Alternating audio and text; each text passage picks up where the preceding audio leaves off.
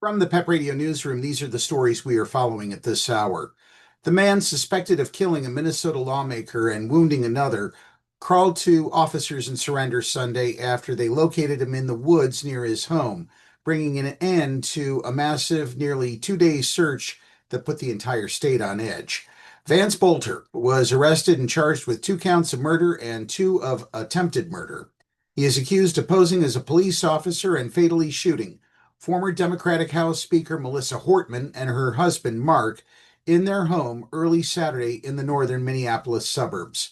Authorities say he also shot Senator John Hoffman, a Democrat, and his wife Yvette. They were injured at their residence about 9 miles away.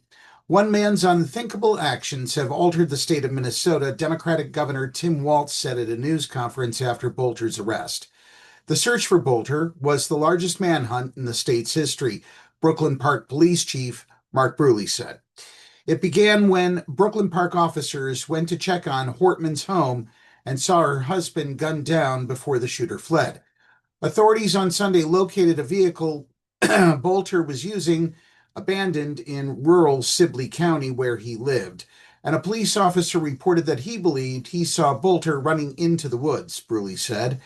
Police set up a large perimeter and called in 20 different tactical teams, divvying up the area and searching for him. And now this news from the U.S. Supreme Court. The Supreme Court said Monday it will hear from a faith-based pregnancy center in New Jersey challenging a state investigation into whether it misled people into thinking its services included referrals for abortion. The justices agreed to consider an appeal from First Choice Women's Resources Center, which wants to block a 2023 subpoena from Democratic New Jersey Attorney General Matthew Platkin seeking information about donors, advertisements, and medical personnel. It has not yet been served. The Supreme Court agreed to hear the case nearly 3 years after turning abortion as a nationwide right. Since then, most Republican-controlled states have started enforcing new bans or restrictions, and most Democrat-dominated ones have sought to protect abortion access. Attorneys for First Choice Women's Resource Center had described the organization as a, quote, faith-based pro-life pregnancy center. Pregnancy centers generally try to steer women facing an unwanted pregnancy away from choosing an abortion. The group challenged the subpoena in federal court, but a judge found that the case wasn't yet far enough along to weigh in. An appeals court agreed. First Choice Women's Resource Centers appealed to the Supreme Court, saying the push for donor information had chilled its First Amendment rights. Meanwhile, in Paris, France, the Louvre, the world's most visited museum and a global symbol of art, beauty, and endurance, remained shuttered most of Monday when staff went on strike in frustration over what they called unmanageable crowds at an institution crumbling from within. It was an almost unthinkable sight. The home to works by Leonardo da Vinci and millennia of civilization's greatest treasures, paralyzed by the very people tasked with welcoming the world to its galleries.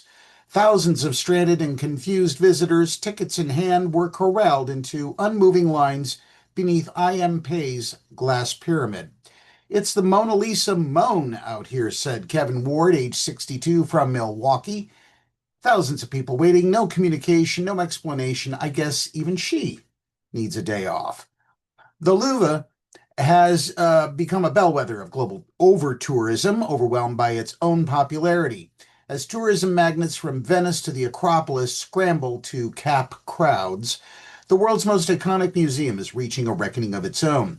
The spontaneous strike erupted during a routine internal meeting as gallery attendants, ticket agents, and security personnel refused to take up their posts in protest over unmanageable crowds, chronic understaffing, and what one union called untenable working conditions.